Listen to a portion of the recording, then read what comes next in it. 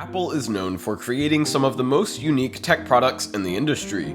Some have been a tremendous success, but others have failed because of controversial design decisions that customers never accepted. And lately, Apple's been moving away from forcing these designs onto their products. Take the new MacBook Pros for example. Apple answered the requests of customers by returning over 3 ports to the laptop. So in today's video, we'll break down some of the reasons that Apple's been listening to their customers more than usual.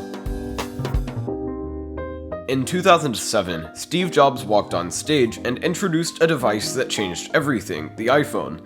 Its widescreen design was something almost never asked for by customers, as most people preferred having a physical keyboard at the time.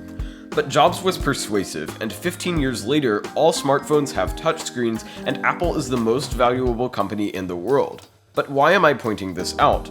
Well, it's an example of Apple making a large-scale design change and enjoying enormous success as a result. And in the years following the iPhone's incredible success, Apple was hard at work, attempting to make major changes to benefit the company. But Apple's attempts to excite people with massive redesigns had been going downhill ever since, and this can be clearly seen with the discontinued 12-inch MacBook line.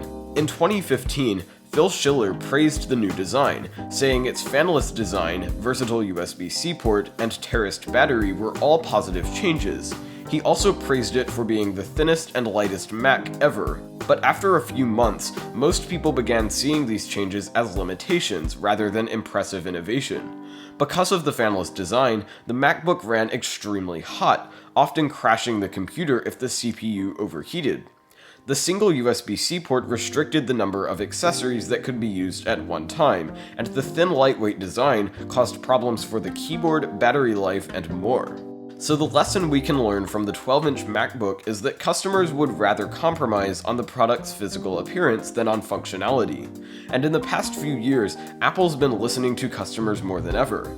iPhone users have long complained about poor battery life, so Apple has steadily been increasing the device's thickness to accommodate a larger battery. And ever since Apple removed most ports from the MacBook Pro, users have been upset, so the company reintroduced them in 2021.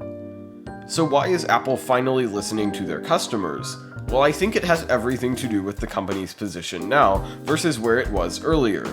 Apple is worth over $3 trillion, which is more than the GDP of France. They have a loyal user base, and they aren't struggling to win over as many new customers. So it's in Apple's best interest to focus on the features their existing customers are requesting, because they continue to make up the majority of product sales. The company no longer has a need to shock the market with massive design changes, because it would hurt sales more than help.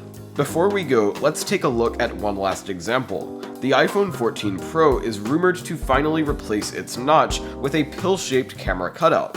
And this is a demand that existing iPhone users have been making for quite some time, as most Androids have already adopted the smaller cutouts. So clearly, Apple isn't making this change to impress new customers switching from Android. Instead, they're listening to iPhone users that want a different design. So that is why Apple is paying much more attention to their customers' requests. If you enjoyed this video, I would really appreciate it if you could leave a like, and if you want to see more from the channel, feel free to subscribe. Have a good day, and I'll see you in the next video.